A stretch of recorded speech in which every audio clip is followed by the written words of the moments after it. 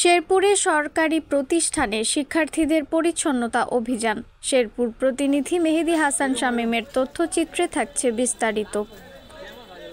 শেরপুরে সহিংসতা, হামলা, লুটপাট, অগ্নিসংযোগ করে বিভিন্ন সরকারি প্রতিষ্ঠানে ব্যাপক ক্ষয়ক্ষতি করেছে দুর্বৃত্তরা। তার মধ্যে গুরুত্বপূর্ণ প্রতিষ্ঠান জেলা পরিষদ, শেরপুর সদর থানা, সদর উপজেলা পরিষদ, পানি উন্নয়ন বোর্ড, নির্বাচন অফিস ভবন সহ এসব প্রতিষ্ঠানে অগ্নিসংযোগ ও ক্ষয়ক্ষতি করেছে তারা।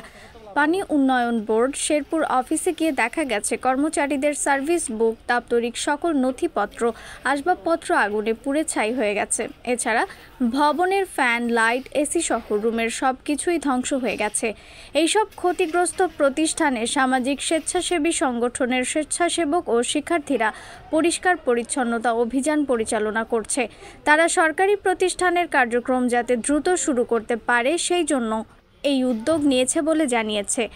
11 আগস্ট শনিবার সকালে পানি উন্নয়ন বোর্ডের ভবনে পরিবেশবাদী সামাজিক সংগঠন ক্লিন আপের অর্ধ শতাধিক ভলান্টিয়ার পরিচ্ছন্নতা অভিযান পরিচালনা করেন।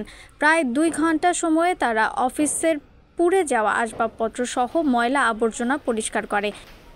এ সময় রক্ত সৈনিক বাংলাদেশ ফাউন্ডেশনের chairman Razia Samad dahlia, clean up বাংলাদেশের ভাইস চেয়ারম্যান আলামিন রাজু, রক্ত সৈনিক শেরপুরের সভাপতি মেহেদী হাসান শামীম, ক্লিন আপ শেরপুর সদর উপজেলা সমন্বয়ক আশরাফুল ইসলাম, সহ সমন্বয়ক রকিব আহমেদ অন্তর, সোয়াইব রহমান, রেজাউল করিম, মোতালেব হোসেন, আল আমিন, সিফাত, মাইশা, খুশি সহ আরও অনেকে পরিষ্কার পরিচ্ছন্নতা অভিযানে অংশগ্রহণ করেন।